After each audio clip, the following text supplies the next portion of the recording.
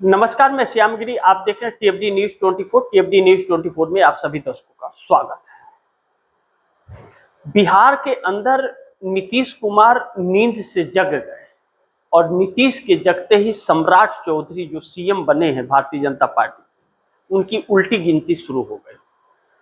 अब कहा जा रहा है कि आनंद मोहन सिंह के बयान ने नीतीश कुमार को नींद से जगा दिया और दो घाती जेडीयू के उनके प्लान को फेल कर दिया। आप दर्शक समझ सकते हैं कि कौन बिहार में नीतीश कुमार को खत्म करना चाहता था। अब नीतीश कुमार ने जो सभी राजपूत नेताओं को एकत्रित करके और बैठक करने का फैसला किया है, इससे ललन सिंह के अंदर खुजली तो होने लगी होगी, इस बात से इनकार नहीं किया जा सकता, या मिर्ची लगी होगी यह कह सकते हैं, लेकिन लगेगी जरूर, क्योंकि वह भाजपाई हो गए हैं। जेडीयू के हैं नेता यह भूल गए हैं, वह भाजपाई हो गए हैं। जिस पार्टी ने उन्हें सब कुछ बनाया उसी को खत्म करने के लिए उतावले से हो गए। लेकिन वक्त की बात होती है और ऊपर नीच पार्टी होती है। लेकिन नीतीश कुमार की एक्टिविटी ने अब 130 एमएलए की तरफ उनका नजर बढ़ गया। ऐसे में नीतीश कुमार के पास 85 एमएलए हैं। आनंद मोहन सिंह ने इसी बात का जिक्र किया था। 85 एमएलए के ताकत के साथ नीतीश कुमार स्टेज पर थे जब कैबिनेट विस्तार का शपथ ग्रहण हो रहा था, और उस नेता का एक तस्वीर भी बैनर पोस्टर होर्डिंग पर नहीं था। यह सवाल है कि नीतीश कुमार को किस तरह नजरअंदाज किया जा रहा था। प्रधानमंत्री, गृह मंत्री, सब कोई वहां था। आनंद मोहन सिंह को यह बातें चुभी। अब नीतीश कुमार उन 85 विधायकों की ताकत नरेंद्र मोदी को दिखाने जा रहे हैं, और 12 सांसद भी। ललन सिंह भले नरेंद्र मोदी के गोद में बैठे हैं, लेकिन पार्टी जेडीयू के सांसद हैं। वो ललन सिंह फैसला नहीं करेंगे, फैसला नीतीश करेंगे अब, क्योंकि नीतीश एक बार फिर नींद से जग गए हैं। ऐसे में भारतीय जनता पार्टी के होश उड़ गए हैं और सम्राट चौधरी संकट में पड़ गए हैं। उनकी सरकार संकट में पड़ गई है और नीतीश कुमार का यह जागना सम्राट चौधरी के लिए भारी पड़ सकता है, लेकिन नरेंद्र मोदी के लिए भी तो भारी है, क्योंकि 12 सांसद भी इनके पलट जाएंगे, इनके पलटते ही। लेकिन इस बीच चंद्रबाबू नायडू ने जो तिकड़ी मारी है, मोदी को बेचैन हो गए। मोदी ने सोचा नहीं था कि चंद्रबाबू नायडू इस तरह का दिखाएंगे, लेकिन 240 सांसदों के साथ भारतीय जनता पार्टी अल्पमत में है और मुख्य सहयोगी दल नीतीश नायडू ही है, इसलिए चर्चा नीतीश नायडू को होती है। लेकिन इसके अलावा भी लोग इनके साथ हैं। एनडीए के 53 सांसद हैं इनके साथ। बाकियों के भी अब नींद खुल गई है, वह देख रहे हैं कि किस तरह से यह संकट में डाल रहे हैं और खुद पड़े हुए हैं।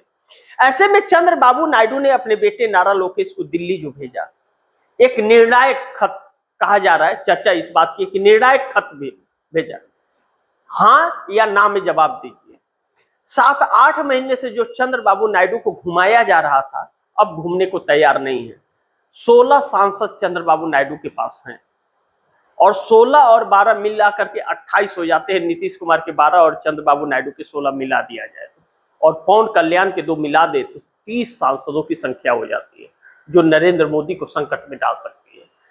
चंद्रबाबू नायडू समर्थन लेंगे वापस, आज ले या कल ले, और 18 सांसदों का समर्थन वापस होगा आंध्र प्रदेश के, लेंगे। नरेंद्र मोदी के साथ ज्यादा दिन अब नहीं रहेंगे, क्योंकि संकट जैसा आया हुआ है। और इन चंद्रबाबू नायडू और पवन कल्याण को आंध्र प्रदेश के अंदर जिस तरह से उसका सामना फैस करना पड़ रहा है, अब तो उनके कार्यकर्ता और उनके नेता भी कहने लगे कि आप साथ छोड़ दीजिए। पवन कल्याण के लोग तो कह रहे हैं कि बोले पवन कल्याण को कि आप नायडू और मोदी दोनों का साथ छोड़िए, अन्यथा आपकी पार्टी डूब जाएगी, आप ऊपर नहीं उठ पाएंगे। विजय थलापति का उदाहरण दिया जा रहा है और पवन कल्याण इस पर सोचने को मजबूर हो गए हैं। ऐसे में चंद्रबाबू नायडू के लिए बड़ी संकट खड़ा हो जाएगा।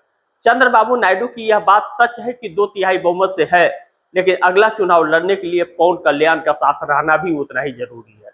ऐसे में नरेंद्र मोदी का साथ छोड़ना मजबूरी हो गया। चंद्रबाबू नायडू बहाना कर रहे हैं या चंद्रबाबू नायडू बार्गेनिंग कर रहे हैं, ये मोदी को, यह तो आने वाला वक्त बताएगा, लेकिन चंद्रबाबू नायडू मोदी के साथ अब ज्यादा दिन नहीं रहने वाले हैं, इससे इनकार नहीं किया जा सकता। ऐसे में इंडिया गठबंधन कहीं है नहीं, न दिख रहा है। एक बार फिर इस देश के अंदर मध्यवर्ती चुनाव की तरफ देश बढ़ रहा है, लेकिन भारतीय जनता पार्टी यह जानती है कि मध्यवर्ती चुनाव की तरफ न जाना पड़े। व्यवस्थाएं और हालात सही नहीं है। चुनाव आयोग भले साफ है, लेकिन चुनाव आयोग बदनाम हो चुका है। उत्तर प्रदेश सहित 5 राज्यों के चुनाव मात्र 7 से 8 महीने बाकी रह गए, उसके बाद चुनाव है, उसकी तैयारी करनी है। अगर इसी के साथ लोकसभा मध्यवर्ती चुनाव का तैयारी करना पड़े तो वह भारी पड़ जाएगा। ऐसे में नरेंद्र मोदी जब यह जानते हैं कि नीतीश का ठिकाना नहीं, नायडू का ठिकाना नहीं, तो नरेंद्र मोदी इस वक्त एनसीपी शरद पवार के पीछे पड़े। एनसीपी शरद पवार ने साफ कर दिया कि हम भाजपा के साथ को नहीं जा सकते। उन्होंने अपनी बेटी सुप्रिया सुले को यह बात कही एक डिनर के दौरान, जिसमें सुनेत्रा पवार भी मौजूद थी। अब कहा जा रहा है कि शरद पवार अपना राजनीतिक संन्यास लेंगे। शरद पवार चाहते हैं कि उनकी पार्टी का विलय कांग्रेस में कर दिया जाए। वह कांग्रेस से ही निकले थे, घर वापसी करके उसके बाद वह संन्यास ले, लेकिन यह टेक्निक कुछ और चल रही है। सुप्रिया सुले को मिनिस्टर बनाने की बात मोदी ने कहा है, इस तरह की चर्चाएं चल रही हैं। 8 सांसद उनके पास है और सुनेत्रा पवार के पास 1 है।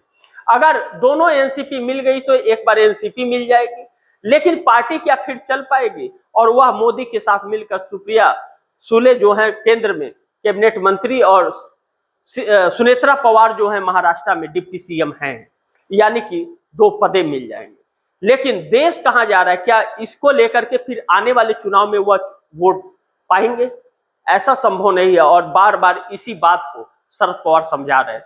शरद पवार बहुत जल्द राजनीतिक संन्यास लेने वाले हैं, पार्टी से छुटकारा लेने वाले हैं। उसके बाद पार्टी किसके साथ जाती है नहीं जाती है, वह सुप्रिया सुले और सुनेत्रा पवार उसके निर्णय लेंगे। लेकिन इस बीच नरेंद्र मोदी की कुर्सी हिलती हुई तो नजर आ रही है, क्योंकि जिस तरह से अर्थव्यवस्था डगमगाया हुआ है, रेट लगातार हर चीजों के दाम बढ़ रहे हैं, उससे एक बहुत बड़ा संकट देश के अंदर आ गया है। बेरोजगारों को कॉकरोच कह करके सीजीआई ने भी भड़का दिया है और वह लगातार सड़कों पर आ रहे हैं कि मैं भी कॉकरोच, मैं भी कॉकरोच। ऐसे में 21 तारीख से लेकर के और 23 तारीख तक ऑटो ड्राइवर हो या कमर्शियल व्हीकल हो या उबर हो, ओला हो, इन सब ने बंद का आह्वान पूरे देश में किया है। अब 3 दिन के स्ट्राइक, जिस तरह से रेट लगातार बढ़ रहा है, उनके रेट नहीं बढ़ रहे हैं, इसके लिए नाराज है, क्योंकि उन्हें नुकसान हो रहा है, घर चलाना मुश्किल हो जा रहा है। ऐसे में दिल्ली जैसे शहरों में जब बंद होगा तो पूरी दिल्ली ठप हो जाएगी। सरकार के लिए यह उल्टा दांव पड़ेगा।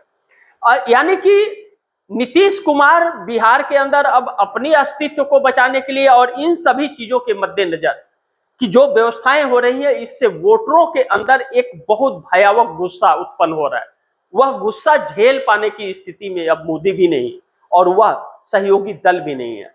लेकिन जिस तरह से नीतीश कुमार को खत्म करने का एक प्रयास और साजिश हो रहा था, उनके बेटे को स्वास्थ्य मंत्री बना करके भी उसे बदनाम करने की जो एक सोची समझी रणनीतिक साजिश चल रही थी, ऐसे में नीतीश कुमार को आनंद मोहन सिंह ने जगह दिया। लगातार बयान देते रहे और आखिरकार नीतीश कुमार फैसला लेने के लिए मजबूर हो गए। अब बैठक में क्या फैसला होगा यह वक्त बताएगा, लेकिन 85 एमएलए की ताकत नीतीश कुमार को याद दिला दी। ऐसे में चंद्रबाबू नायडू 18 सांसदों के साथ मजबूर हो रहे हैं नरेंद्र मोदी के साथ छोड़ने के लिए। अगर साथ छोड़ दिया तो मोदी घर के न घाट के कहीं के नहीं रह जाएंगे। एनसीपी शरद पवार के 8 सांसद भी नहीं बचा पाएंगे। लेकिन ममता बनर्जी बड़ी चिंतित है। ममता बनर्जी के लिए संकट भी है। ममता बनर्जी का जिस तरह से प्रत्याशी को नामांकन वापस लेना पड़ा, यानी कि जो दबाव का प्रेशर ईडी सीबीआई और डर का माहौल पैदा करना, वह बंगाल के अंदर जारी है। बंगाल में घमासान बहुत है। अभी तो प्रत्याशी ने टीएमसी के अपना पर्चा वापस लिया है चुनाव में से, लेकिन आगे आने वाले वक्त में ममता के लिए अपने विधायक और सांसदों को संभालना बहुत मुश्किल हो जाएगा। 80 विधायक और 29 सांसद संभाल पाएंगे या टूट जाएगा? अगर वह टूट गए तो ममता बनर्जी टूट जाएंगे। फिर कोई भी चुनाव ममता बनर्जी के लिए जीत पाना आसान नहीं होगा। ममता बनर्जी भी बड़ी संकट में है। अगर यह सब एक हो गए तो मोदी को हिला सकते हैं। अब भी अगर नहीं संभले तो यह देश बर्बाद हो जाएगा। इस बात से हम इनकार नहीं कर सकते। अगर कुल मिलाकर के यह देखा जाए तो नीतीश बिहार में अपने अस्तित्व को बचाने के लिए वह बिहार के अंदर 85 विधायकों के साथ बड़ी बैठक करने जा रहे हैं और अहम फैसला कहा यह भी जा रहा है कि 130 विधायकों की सूची तैयार की जा रही है। तेजस्वी यादव भी अब बड़ी तैयारी में लग गए, अपने सभी विधायकों को अलर्ट कर दिया है। कितना वह कामयाब होंगे यह वक्त बताएगा, लेकिन चंद्रबाबू नायडू ने मोदी का साथ नहीं छोड़ा तो फिर चंद्रबाबू नायडू डूब जाएंगे, सत्ता उनके हाथ से निकल जाएगी। आने वाला वक्त चुनौतीपूर्ण है, देखना महत्वपूर्ण होगा कि कौन किस पर पड़ता है भारी, लेकिन इस वक्त तो नरेंद्र मोदी पर अर्थव्यवस्था पर ही है भारी। बाकी आप दर्शक क्या सोचते हैं और आप दर्शकों की क्या राय है, क्या सुझाव है, कमेंट बॉक्स में जरूर दीजिएगा।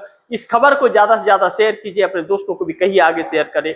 और आपने TFD News 24 को सब्सक्राइब नहीं किया, सब्सक्राइब कर लीजिए, अपने दोस्तों को भी कहिएगा सब्सक्राइब करें। मिलते हैं अगली खबर के साथ, तब तक के लिए नमस्कार।